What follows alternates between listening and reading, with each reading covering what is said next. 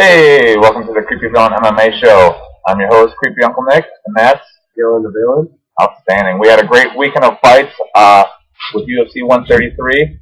The prelims actually sucked. I don't know if you guys seen the prelims on Facebook. It was the first time the prelims that all went to draws, and they were all pretty boring. Yes.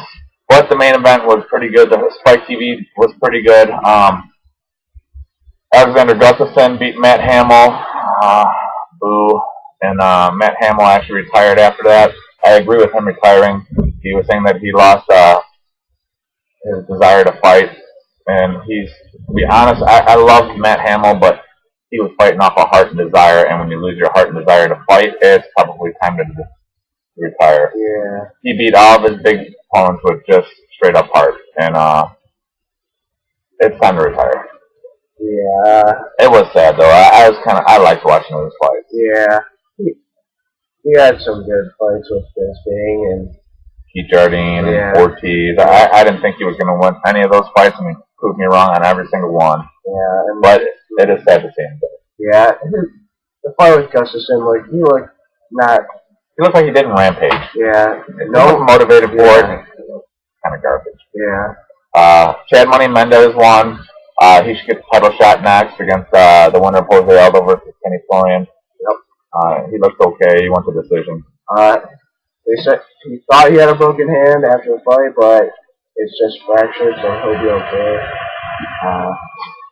Be in line for the next title shot after those two fights. What do you think of Rory McDonald? He looked awesome. Yeah. I knew he would. I knew he'd beat Mike Pyle.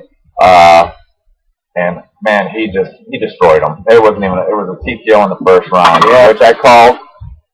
Whoever follows us on the Facebook, that was my prediction, was Rory McDonald first round TKO.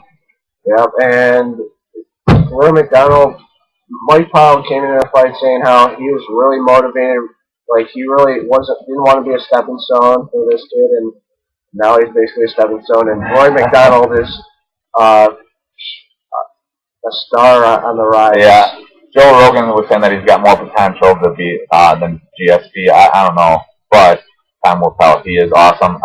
It's almost kind of like John Jones for me in a way, where Johnny Jones, we're watching him, mature as a fighter and do all these awesome things, and now we also get Rory McDonald in the 170-pound division, and they need a star like that coming up to take over GSP's place.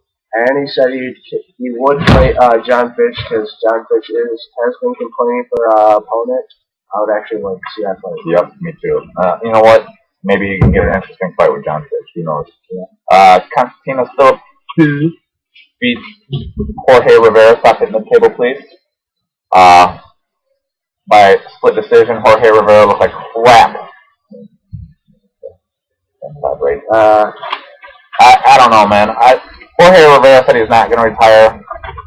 Maybe it's time for him to retire. One more fight. Maybe he wants to land a victory. But probably time for him to retire. Yeah, boring fight. Yeah, I thought so too. I expected more out of him. Who knows?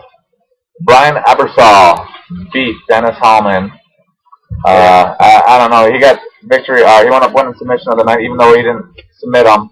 But Dana White gave him the bonus for getting those awesome Speedos off the air. I thought they were funny to an extent, but at the same time, I would not want some guy in Speedos taking my back right away. That's disgusting. Yeah, he's gonna big old banana hammock. Dennis Hallman said that he thought Dana White just didn't like the color. That's it. Supposedly he lost a bet or something like that, and that's why he had to do it. I thought he was motivated by that picture I had posted of him on the website with looking at Frank Trigg, and so he's like, hey, I want to be like Frank Trigg. Yeah. Brian Ebersol came out sporting the arrow again. Time to come up with something different. Yeah.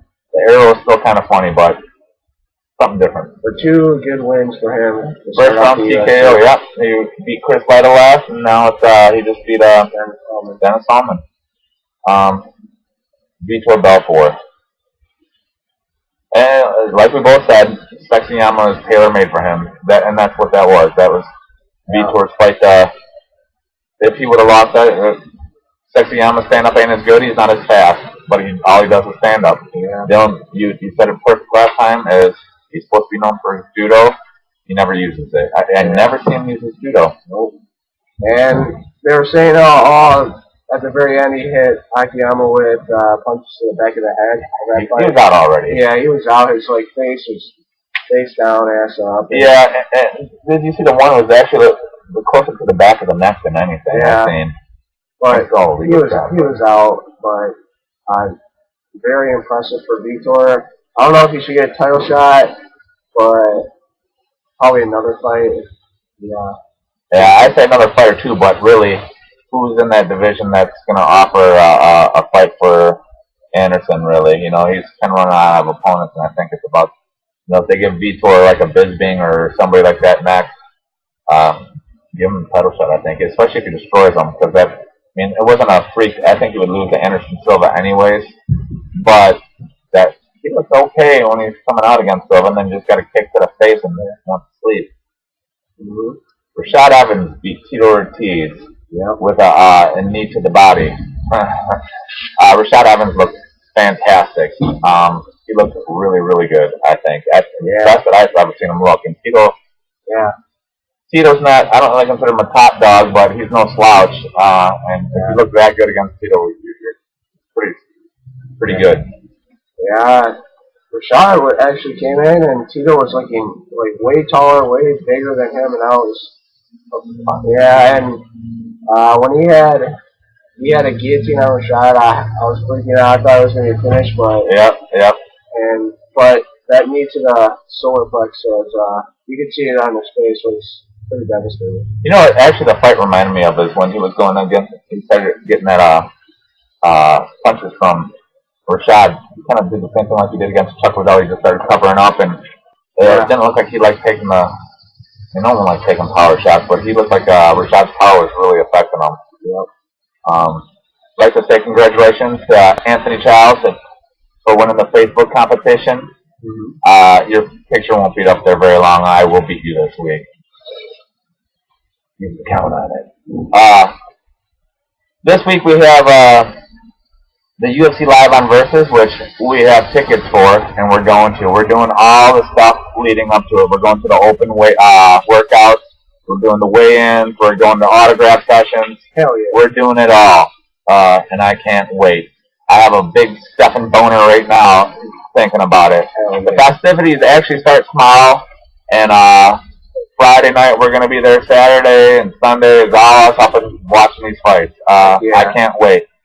Some of the big fights on the prelims are Cole Miller versus TJ O'Brien, Ed Herman versus Kyle Mills. This one I'm excited for to watch is Joseph Benavidez versus Eddie Wineland. I think that's going to be a fun fight. Yeah. And CB Dalloway versus Jared Hammond. What fight do you think you're looking most forward to watching, to be honest with you? On the main card? On any of the fights. Actually, I'm really looking forward to... Actually, I'd really like to see Jim Miller versus Ben Henderson, but I can't wait for Charles Oliveira versus Donald Cerrone. I think that fight's going to be freaking outstanding.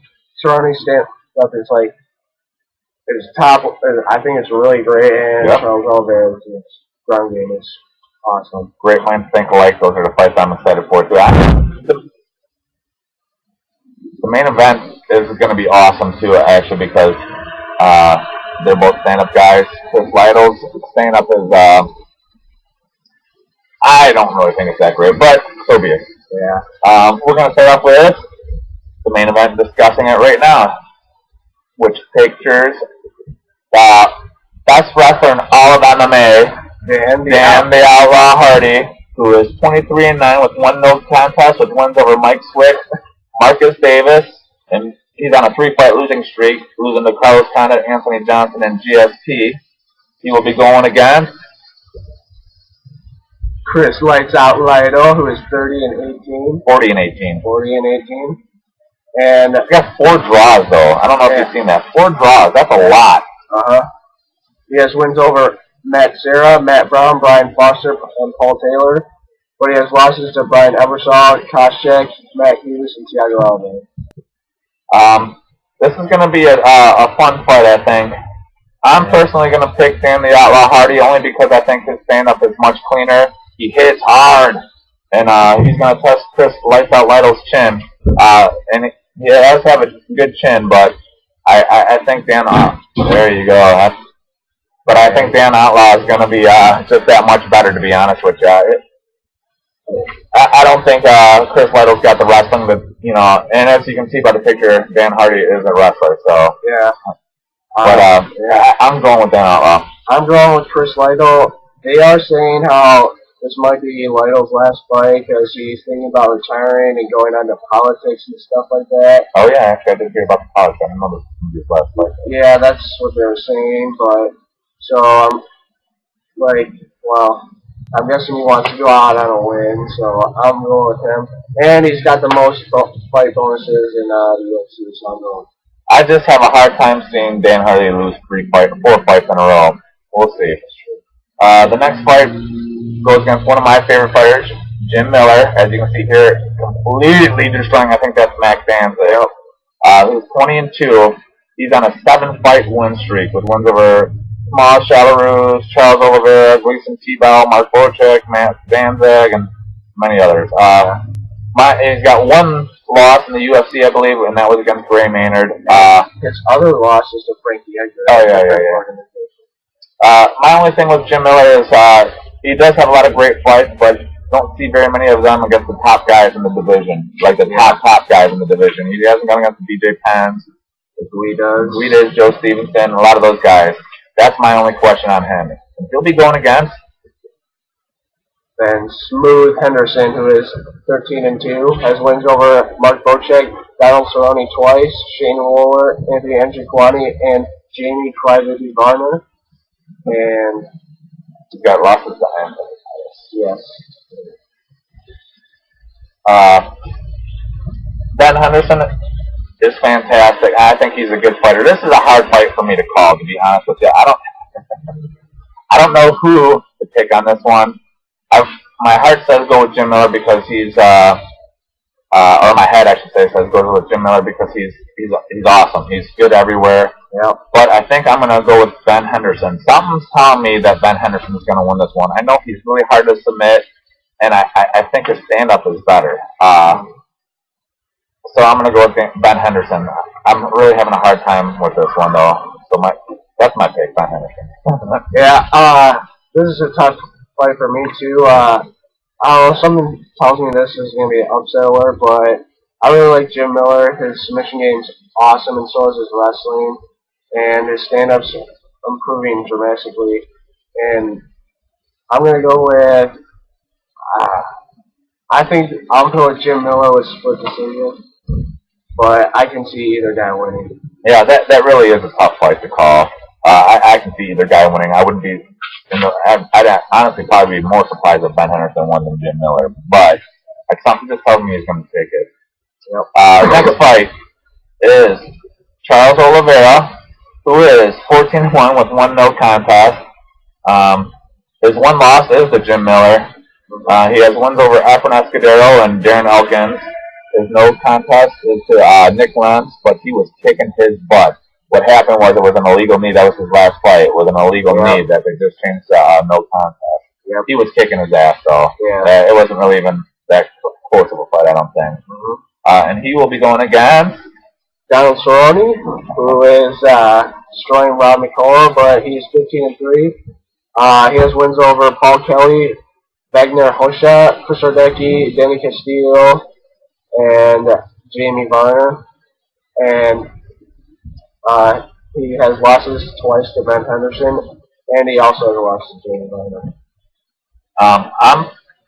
This is another one of those fights where Donald Cerrone's outstanding. This is a hard fight to call. Donald Cerrone's stand-up is really good. His jiu-jitsu is good. But my fear for him is he's a notorious slow starter. I'm going to pick Charles Oliveira. I think his jiu-jitsu is outstanding, and his stand-up looked pretty good on his last fight. It's not at Donald Cerrone's level, but for some reason I just think I'm kind of going to go with Oliveira on this one. Yeah. I'm going with Oliveira, too. Oh, really? Yep. Holy cow. All right, Amir Sadala, who is in this picture, going against, who is 6-2 with wins over DeMarcus Johnson and Phil Baroni, and losses to Dong Young Kim and Johnny Hendricks, is going to be going against that guy right there, Dwayne Bang Ludwig. Yep.